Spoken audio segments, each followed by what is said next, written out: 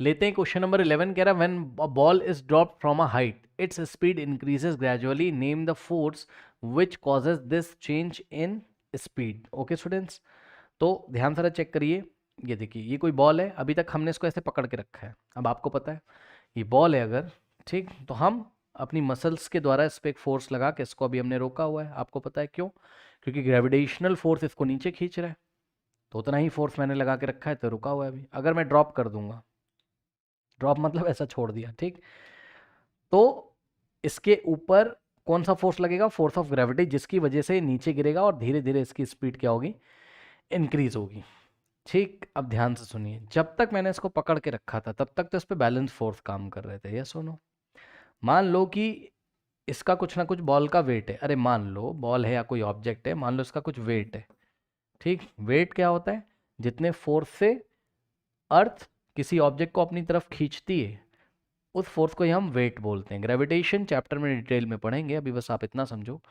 Ball को जितने force से अर्थ अपने सेंटर की तरफ खींचती है वही क्या है? बॉल का वेट है। अब मान लो बॉल का वेट है 2 न्यूटन, मान लो। वेट भी एक तरीके का फोर्स होता है, डब्ल्यू का मतलब वेट। ओके, वेट क्या होता है? जितने फोर्स से अर्थ किसी ऑब्जेक्ट को अपनी तरफ खींचती है, ठीक। तो इसकी, इस बॉल को अर्थ अपनी तरफ 2 न्यूटन से खींच रही, तो मैंने अपने मस्कुलर मसल से इतना फोर्स लगा के रखा है, कितना? 2 न्यूटन का, जिस ऊपर की तरफ पकड़ा है ना, ऐसे ऊपर गिरेगा नहीं, है पकड़ के रखा है मैंने अपने हाथ से, ठीक। तो मैंने लगाया इसके ऊपर कितना? 2 न्यूटन ऊपर की डायरेक्शन में, ऐसे समझो। बहुत सारे टीचर्स अगर वीडियो देख रहे होंगे, ईजी करने के लिए बच्चों को मैं बता रहा हूँ कि हमने ऊपर इसको पकड़ के रखा है, वरना तो हम सारे फोर्स कैलकुलेट कर लेंगे तब तो बहुत। ये देखिए ना, एक ये वाले फिंगर से इधर दबा के रखा है, ये वाले फिंगर से इधर दबा के रखा है ना। तो ऐसे तो फिर वेक्टर में जाना पड़ेगा हमें। आप बहुत आसान भाषा में, नीचे लग रहा है क्या? वेट, और हमने ऊपर की डायरेक्शन में इसको, जितना वेट लग रहा है उतना ही फोर्स से हमने इसको पकड़ के रखा हुआ है। तो अब देखो, ये वाला 2 न्यूटन हमने लगाया, ये इसका वेट है, 2 से 2 क्या होगा? कैंसिल, 2 न्यूटन नीचे 2 ऊपर। तो अभी नेट फोर्स कितना आ रहा है?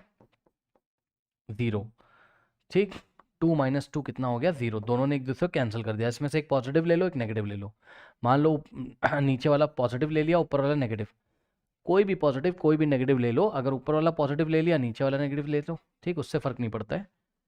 ठीक है, फोर्स एक वेक्टर क्वांटिटी है, ऊपर वाले डायरेक्शन में जो फोर्स है उसको ले लिया आपने कैसा? पॉजिटिव प्लस में, नीचे वाले को माइनस में। तो अभी नेट फोर्स कितना था इस पर? 0। तो अभी ये वाला फोर्स और ये बैलेंस फोर्स थे। कैसे फोर्स थे? Balance force. क्यों? क्या पढ़ाया था आपको? बैलेंस फोर्स में नेट फोर्स कितना आता है? 0। तो नेट फोर्स 0 था।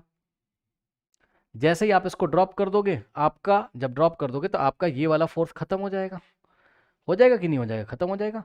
अब इसके ऊपर एक ही फोर्स लगेगा और वो क्या होगा? बॉडी का वेट लगेगा। बॉडी का वेट का मतलब फोर्स ऑफ ग्रेविटी लगेगा। कहाँ? नीचे की तरफ। आपने जो एफ लगाया था वो कितना हो गया? 0। आपने तो हाथ हटा लिया ना, आपके द्वारा लगाया गया फोर्स खत्म। अब इसका अगर नेट फोर्स निकालोगे, एफ नेट कितना आ जाएगा? ये तो 0 हो गया, तो 0 + 2। ये लीजिए, पिछली बार क्या हुआ था? 2 + -2, ऊपर वाला फोर्स पॉजिटिव और प्लस नीचे वाला फोर्स नेगेटिव। 2 और प्लस माइनस माइनस हो गया होगा, तो 2 - 2 कितना हो गया होगा? 0। नेट फोर्स 0, इसलिए वो दोनों कैसे थे? बैलेंस थे। आपने हाथ हटा लिया, ये खत्म हो गया। अब इन दोनों का नेट फोर्स कितना आ रहा है? 2 + 2, प्लस साइन किधर लिया था? नीचे वाले फोर्स को, यानी कि नीचे की डायरेक्शन में 2 न्यूटन का फोर्स लगेगा, ऐसे।